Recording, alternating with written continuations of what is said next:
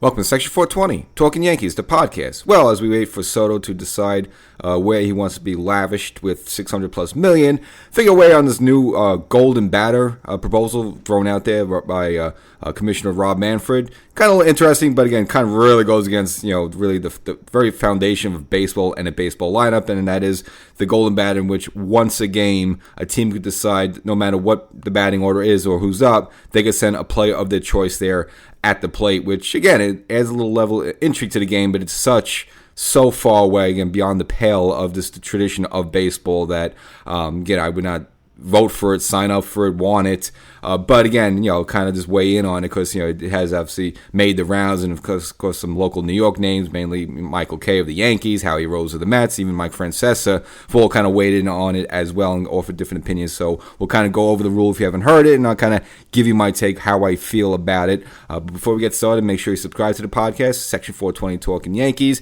and of course there's the YouTube channel as well. Go to YouTube, Section 420 Talkin Yankees, subscribe there as well. So we know what Rob Manfred has done in recent years. Some people like him, some people don't like him. Of course, we know probably more recently there's some of the rule changes he's made and some other items he's added to shorten the game, lengthen the game, make it more watchable for viewers. And you can't really argue with the results. I mean, ratings have been up for baseball. Even go back from last off season or two off seasons ago, the World Baseball Classic, and kind of really ever since then, numbers and ratings have gone up. So whether you like him or you don't like him or some of his ideas, I mean, it has increased viewership, and that's you can't take anything away from that. And then mainly, of course, the clock of of someone coming in to warm up for the game. It's 2 minutes there. The clock for a pitcher to throw a ball. A batter can only leave the box once a game. We have all that. And of course, when someone comes out of the bullpen there, they have to face a minimum of 3 batters unless they're finishing an inning. All these little different things. Of course, the ghost runner as well to kind of prevent these 17, 18 inning marathon games. It all kind of works. So you can't call the guy a total idiot, but because some of his things have worked. But this one, again, in which any point in the game, once a game though, they're going to do this once a game, sort of like a challenge flag that you can only throw once, that at any point in the game, no matter what the batting order is, you could send up a batter of your choice to take the swing there. So, it does add a level of interest to the game. So let's just say in the 6th inning, the Yankees are down 3 runs. They have 2 runners on. And for whatever reason, Aaron Boone just has this thing in his head. And he feels, Judge's numbers against so-and-so's pitch is really good. I really wish I had Judge up at this point, or just in general because Judge just hits home runs left and right. You know what? Even though Judge is not going to come up till probably the 8th inning, I want to use Aaron Judge right now for this moment. Boom, throws whatever flag, whatever, in, send up Aaron Judge in that situation, and then Aaron Judge could bat there with the 2 runners on with an opportunity to tie the game with 1 swing versus having to wait for Judge to get his normal, whenever he would come up normally there. So, overall, I understand it, I get it, and it's not totally insane just for the fact that it's only once a game, a team could pull that lever.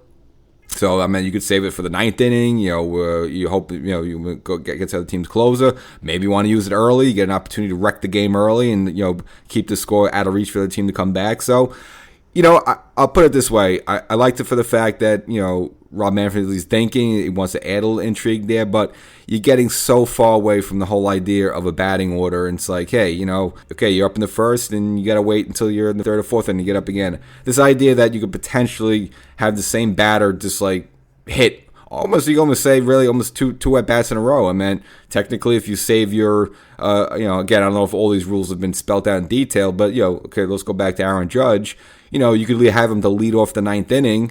So as his normal batting order, okay, let's say he strikes out. Well, if you haven't used that lever yet, technically you could send Judge up again. And so now you have Judge batting 2 at-bats in a row. Theoretically, unless there's a rule that prevents that. Again, I don't know how all these things have been ironed out. It's just too hokey, and it's just too cheesy and too video gamey that, again, I wouldn't sign up for it. I wouldn't want it. And just kind of get into some of the, the local New York guys who kind of weighed in on it. Now, Michael Kay also said the same thing. It's not something he would sign on or vote for, but he kind of criticized the Mets voice, Howie Rose, because Howie Rose has totally shot it down, said it was idiotic and all that, just totally didn't like it.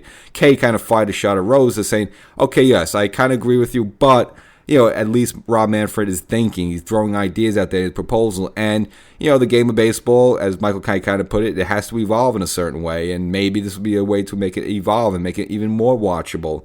But Howie Rose's point that it's not necessary, because if you look at some of the numbers, with baseball, they have been doing better with younger fans. So, they don't need this sort of real, this is like a real Hail Mary of something to want to get fans to watch a game again. Again, once you make a switch like that, you can never go back. So, again, overall, yes, I understand that, it's so far away from baseball, but again, that's Michael K's point, is that maybe you shouldn't criticize that, and he kind of opened the door that maybe something like that again. The game does need to evolve to a certain point to, again, make it even more watchable fans. And look, I got to say, it does add a level of intrigue to the game where you just don't know at what point, is the manager going to kind of pull that trigger to bring the player out? So, look, I understand all that and said, but that being said, it's just too far away from the reservation of baseball and the batting order. And former WFA and great I guess the Hall of Famer, if you want to say, of that, Mike Francesa, the King of Kings, as they all say in talk radio, he said he literally would not watch baseball anymore if they enacted his rules. So Francesa kind of putting his foot down on that. I don't know if I would go that extreme, and he probably still would watch the game.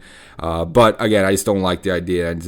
It's just too wild out there. But, according to Rob Manfred, he did claim that at least been floating an idea with some owners. They did kind of like the idea with some of the intrigue there.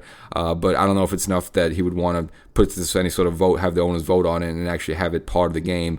Again, it's just too far away from the game. And again, it's just getting to ridiculous. You're getting into video game mode. And, hey, look, would that help increase ratings? It's hard to say. Maybe it would, maybe it wouldn't. But or maybe it might do the reverse. A lot of people might get disgusted with the game and turn away. And some of this work you've been building on, especially with some of the younger fans, I don't know, maybe they would like it, but then you're going to lose a ton of the older fans. So I don't know if it's worth the risk. And New York Post just did some numbers on, how the game has gotten better and younger in terms of the fan interest. And, the average ticket sale has gone down to someone who's 51 years old down to 45 years old. So, again, that's younger fans on more average buying tickets. There was even a double-digit growth for the amount of TV viewership for 18 to 34 years old. And that demographic, the glorious 18 to 34-year-old demographic, has also increased their ticket sale by 9.8 percentage there. So, what Rob Manfred has done already, again, with shortening the game time-wise and things like the Ghost Runner, it has worked to get younger viewership of the game, both in person and in tickets. In ticket sales person and on television there. So, would this increase that a little bit more? Maybe. It does add make things a little interesting, but I think you're also going to lose some of the Francesas of the world and the Howie Roses of the world. And hey, look, you need them too, because those are the ones that kind of probably going to watch the game at least more loyally. Even though you're trying to attract younger fans to the game, you're still going to lose some of those loyalists as well. So funny enough too, though, even the Ghost Runner, I hated the idea, but hey, you know what? I just got used to it, and it is what it is. It hasn't made me I'm not going to watch baseball again. So even if they did do this, would I say I would never watch baseball again? No, because it's a lie. I'm still going to watch, but I just think it's such a bastardization of the whole thing that even that one I think is a little too far. But I at least understand what Michael's K point is. At least he's thinking of things. He's kind of, instead of just letting the game lay as is, always thinking of a way to, refurbish it, maybe make it more attractive there. But you don't want to go too far from your ground roots there. That you did, and you also turn people off as well. In fact, even another stat I read was interesting, that of 17-year-olds, and this includes all the major sports in North America, 17-year-olds, baseball ranks the highest. 70% of them kind of choose their quote-unquote team by age 17 and through baseball. And other sports, it's much lower than that. Even NFL is only 66%. So that's even one area where baseball is performing better. Again, at a younger age, younger people are kind of selecting their quote-unquote team more than any other major sports in North America there. So, baseball doing a good job there. So I don't think you want to get too ahead of yourself here, Rob Manfred. So again, this is not something I would like. And you can just see some other names out there, big names, not really fans of it either there. So will it happen? Who knows? We always thought the Ghost Runner thing was out insane. And guess what? We got used to it. So if they enact this, would we get used to it? Probably. But I just don't like it. I just think it's too hokey. And the idea, again, you could just all right, I'm going to send up Ohtani now. Or, in this big situation, I'm going to use Rafael Devers. Even look at it, you bring someone out of the bullpen to face a certain player. Well, now I'm going to put in Rafael Devers. And kind of just wrecks that whole thing. And now that pitcher can't leave because you got to face a minimum of 3 batters. And, that pitcher wasn't brought in to face Rafael Devers. It was supposed to face whoever was available to a bat at that moment and who might be on the bench potentially to, come off to face that person, but not have to face Ohtani or have to face Judge out of nowhere. So it interferes with so many other things that, again, not a fan of it at all. So I hope they don't go down that route.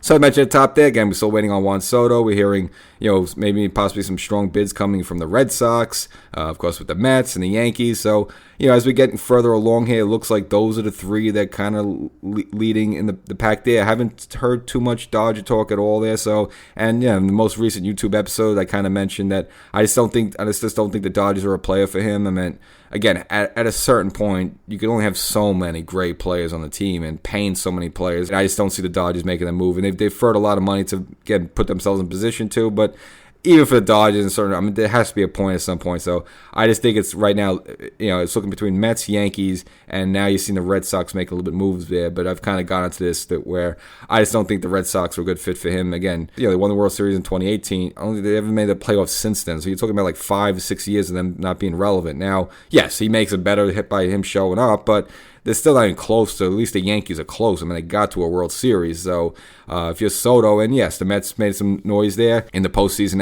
as well, but also, they kind of got hot at the right time. A lot of things broke for them. If you want to look at a team that's a little closer to the World Series, I would still have to give the nod to the Yankees over the Mets on that one. Mets not too far away, but also, again, a lot of things broke right for them. I know they turned their season around and all that jazz.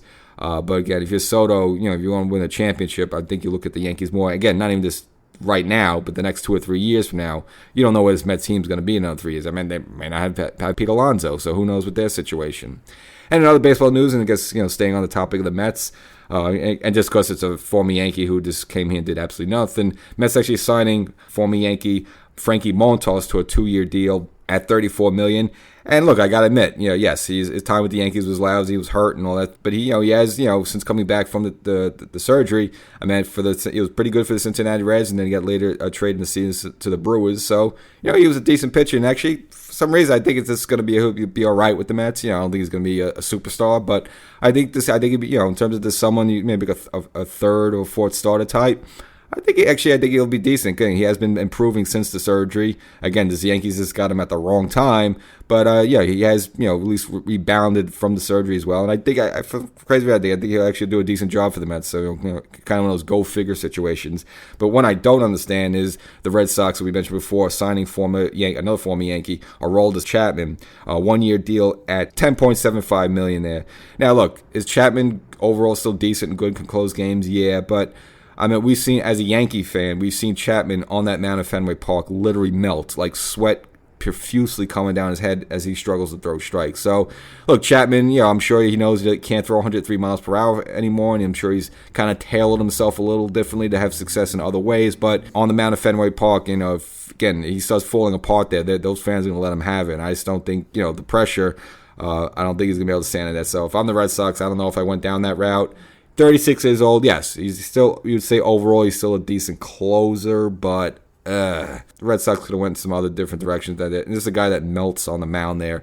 Again, he's better off in Pittsburgh or the Royals, where there's not too much pressure. Even a place like Texas, where, it's Texas, the big state, but Texas Rangers, not like they have rabid fans or something like that. But Chapman pitching in like a high place, like, for the Philly fans or Yankee fans or Red Sox fans, again, the fans are into every pitch and everything like that. I think that's just a disaster waiting to happen. So I could be wrong and watch them close out games and beat the Yankees, but nevertheless, I think the Red Sox taking a little bit of a risk with that one. And also a story. Looks like our friend Jim Jr. went down to Miami Beach. Shockingly, those pictures of him sitting at a lounge, smoking, looked like what it was a joint, being next to a young girl. Oh my God. Who saw this coming with a turquoise glove? And he has 7 different gloves of different colors and 12 different pairs of shoes of different colors. We would have no idea that this 26-year-old from the Caribbean would smoke pot. We're appalled on this one. Now, look, yes, it's a bad look. But, he's a 26-year-old. It's the off-season. It's not a good look, but is it a big deal? No. I mean, as long as he's not, putting anything up his nose or shooting in his veins, that's why he's like, uh-oh. But are you shocked he's smoking pot? I mean, he's hanging out in Miami Beach. He's at a lounge. He's next to a girl. He does drinks there, some guys. It's off-season. Whatever. I guess, if you're famous, some paparazzi's going to catch you and they're going to blow it up all over the place. But again, really much to do about nothing, but unfortunately, guys got caught there. But again, he has to understand now. Again, you're a Yankee. And the fact that he played all those years down in Miami Marlins, he thinks it's the first time he smoked a joint down there, so down in Miami. So, everyone should wake up on that one. Not a good look, but yeah, he should probably, learn to do somewhere a little bit better. In a better situation. I don't know, go up in your balcony or something at night when no one's around, no cameras around there. So hopefully Jazz learns his lesson on that one. So that's the episode. The golden at bat for Rob Manfred. Intriguing. Maybe it helps the game, maybe it wouldn't, but I just don't like the idea of getting too far away from the reservation of the ground roots of baseball. I would not want to sign up for that. So if I get a vote, I say no. Catch you next time.